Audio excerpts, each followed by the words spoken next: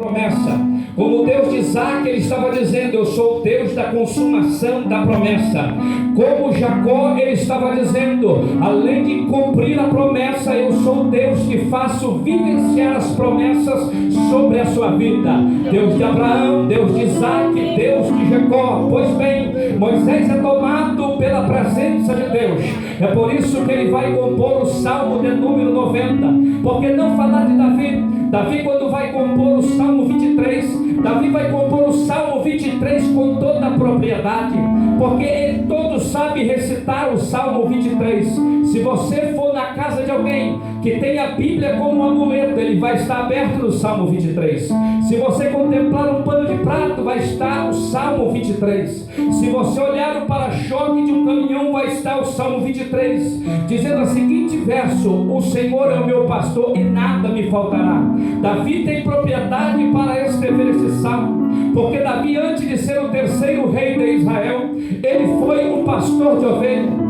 Antes de Davi se tornar o terceiro rei de Israel, agora ele vai dedilhar ou escrever o Salmo 23. Quando ele usa a palavra o Senhor é o meu pastor, ele tem propriedade, porque Davi tinha os seus aparatos: capa de pastor, cajado de pastor, ele tinha um alforje, ele carregava pedra sobre os seus alforjes, então ele tinha um cajado também, todos os utensílios.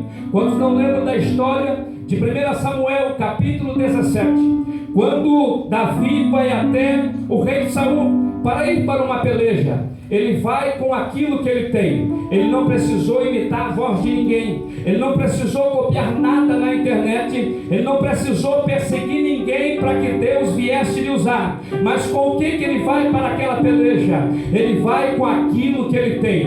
O que ele tem na sua mão? Ele tem um cajado, está vindo de apacentar as ovelhas. O que ele tem sobre o seu pescoço? Ele tem um alforje, e ele tem também uma funda na sua mão. Nas suas costas está uma capa de pastor. Ele vem de um pasto, mas é aquilo que ele tem para ir para a peleja. Sobre o seu alforje, ele sempre carregava 5 pedrinhas. Davi era pagiado. Quando ele produzia suas flechas, ele colocava chumbo 20, 40, 60, 80 e até 100. Dependendo da distância, em uma peleja, usava um chumbo 20. Se estivesse próximo, usaria o chumbo 100. O certo é que não importava a distância, mas o impacto que fosse atingir aquela flecha que ele lançasse, ou a pedra que ele lançasse de sua funda. Então, quando ele vai para se apresentar para Saul, ele tem cajado, ele tem alforje, ele tem também a sua capa e ele tem a sua funda. Detalhe: faltam-lhe as 5 pedrinhas, porque ele já veio. Quando ele apacentava, a ovelha não foi feita para andar sozinha. O que tem de ovelha fala: não, eu vou congregar em casa porque Deus vai me visitar. Primeiro que Deus não visita ninguém. Você precisa se aproximar de Deus e Deus vai te encher. Deus vai te multiplicar de unção e de graça sobre a tua vida. Então o que Davi olha? Ele precisa ter 5 pedras, porque quando a ovelha se distanciava, a ovelha é míope, ela não tem visão. Ovelha sem pastor não tem visão. Ovelha precisa ter pastor. Ovelha sem pastor, ela não tem visão. Então elas se agrupavam, e quando ela se distanciava, Davi pegava a sua funda, colocava uma pedra, não para atingir a ovelha, mas para que através do barulho daquela pedra, na audição que ela tinha boa, ela retornava para o aprisco do pastor. Então Davi, para ir para uma peleja, ele vai pegar 5 pedras. Davi vai levar o que ele tem. É por isso que ele tem propriedade no Salmo 23. E diante daquela peleja, em 1 Samuel capítulo 17, o Golias vai fazer uma proposta para Davi. Ele diz: tu vem a mim com espada, ou Davi está dizendo: tu vem a mim com espada, com escudo e com lança, né?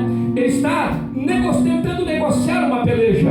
Quando Saul ou Golias olha para Davi, Davi, ele vai olhar para Davi e vai desprezar Davi. Está pensando que eu sou cachorro? Tu vem com um pau porque tinha um cajado, tu vem com pedra achando que eu sou um cachorro, mas ele tinha toda a sua indumentária, uma coraça, uma espada, uma lança, aleluia. Mas Davi tinha o Deus dos exércitos. Tu vem a mim com espada e com lança, mas eu vou a ti em nome do Senhor dos exércitos. A propriedade é glorificar ao Senhor em meio a uma peleja. Ele não trouxe a glória para si, que era um bom atirador de funda, mas ele disse: tu vem a mim com escudo e com lança, mas eu vou a ti com propósito. Enquanto Golias vem com proposta, Davi vai com propósito para aquela peleja, aleluia. Qual é a proposta de Golias? Aquele que vencer, aleluia, na peleja, nós seremos, os filisteus serão escravos. Então isto é proposta, mas Davi não tem proposta, Davi tem propósito. Eu vou a ti em nome do Senhor dos exércitos. A Bíblia diz que ele pega uma pedra, aleluia, lançou, girou a funda e acertou, foi na testa. Pela lei da lógica e a física, se bateu na testa, o impacto é grande, tem que cair de costa, mas a Bíblia diz que ele caiu prostrado com o rosto nos pés de Davi. Sabe o que Deus está dizendo? Aquele que se levantar contra a tua vida vai ter que cair com a cara no pó, e o Senhor será glorificado na tua vida, e o nome do Senhor será exaltado. Aleluia! Davi acertou, direto Deus forte, bem na testa, pum.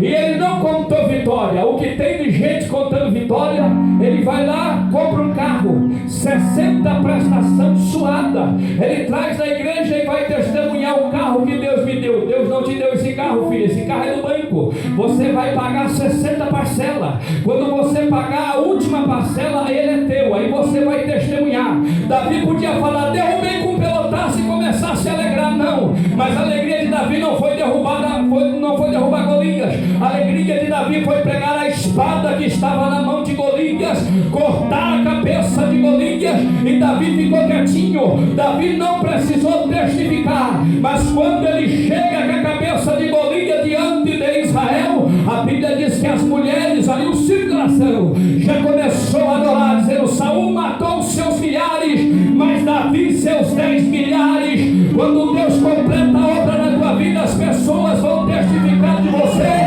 as pessoas vão testemunhar daquilo que Deus fez na tua vida.